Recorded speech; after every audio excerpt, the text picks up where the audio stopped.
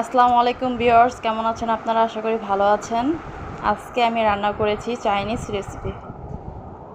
তা হচ্ছে fried rice, chicken fry and Chinese chicken vegetable.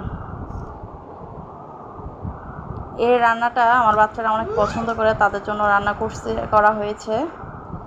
এখন আমার বাচ্চারা বলবে তাদের এই রান্না কেমন হয়েছে। বাচ্চারা, আমার হাতের রান্না তোমাদের কেমন লাগে? খুবই মজা। তোমার কেমন লাগে বাবু? মজা লাগে। বন্ধুরা, আমাদের চ্যানেল ভালো লাগলে তোমার লাইক করবে, চ্যানেল সাবস্ক্রাইব করবে আর কমেন্ট দিবে। লাইক।